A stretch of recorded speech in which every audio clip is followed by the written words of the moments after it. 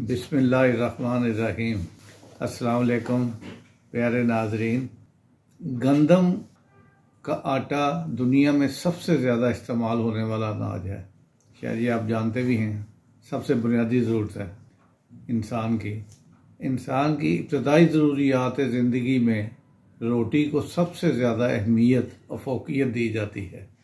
ज़माने कदीम में जब फ्लोर मिल्स नहीं होती थी, उस वक़्त हाथ की चक्की से ही गंदम को पीसकर आटा बनाया जाता था। ये तो तारीख से पहले आपके पढ़ा होगा कई बार ये बातें। और एक वक्त में उतना ही आटा तैयार किया जाता था जितना इस्तेमाल करना होता था।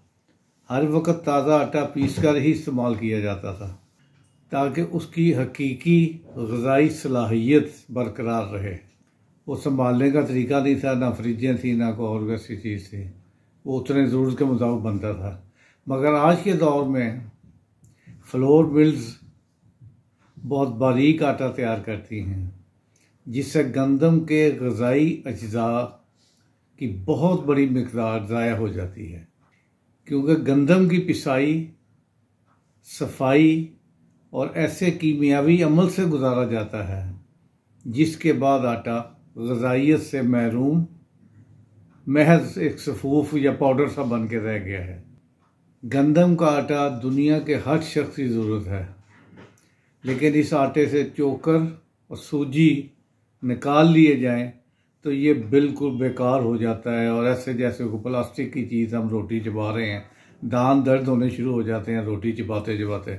चुनाचे ग़िज़ाई माहिरीन के मुताबिक सालम आटे, जिसमें चोकर, सूजी और मैदा शामिल हो, और सफ़ेद आटे में बेहद फ़र्क है। इससे गंदम का अहम तरीन जुज़ जो अनार की ग़िज़ाई सलाहियत मुहैया करता है वो ज़ाया हो जाता है। यह अहम तरीन जुज़ विटामिन ई है, जो इंसानी सेहत के लिए इंतहाई लाजमी जुज़ है। आटे को तजारती नुक्ता नज़र के तहत सफ़ेद और बारीक किया जाता है ताकि बारीक इसका जायका बेहतर और रंग साफ़ हो जाए और ये रोटी सफ़ेद लगे जैसे मैदे की रोटी है, लेकिन अफादियत उसकी ख़त्म हो जाती है। ऐसे आटे से तनूरों पर रोटी और बेकरियों में इससे मुख्तलिफ़ अशिया तैयार करना आसान हो जाता है। सफ़ेद आटा मुख्तलिफ़ बीमारियों में मुब्तला कर देता है, यहाँ तक कि कैंसर भी हो सकता है।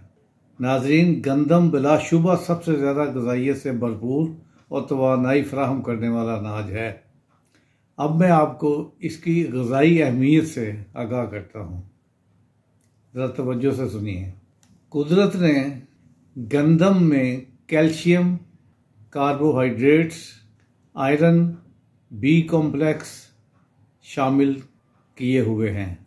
फ्लोर मिल्स में रिफाइनिंग प्रोसेस विटामिन और मादनी अज्जा से भी आटे को महरूम कर देता है। जब घरों में पत्थर की चक्कियों में गंदम से आटा बनाया जाता था, उस वक़्त आटा ग़िज़ाई जुज़ से माला माल रहता था। आजकल गंदम स्टील रोलर से पीसी जाती है, जिससे वो आटा बेहद गर्म हो जाता, हीट मिलती है उससे उसके बहुत सारी चीज़ें जल जाती हैं। और पिसाई का अमल सैकड़ों गुना ज़्यादा होता है।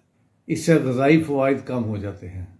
रिफाइनिंग प्रोसेस में ज़ाया होने वाला विटामिन ई होता है, जिसकी कमी अमराज़ क़ल्ब का सबब बनती है।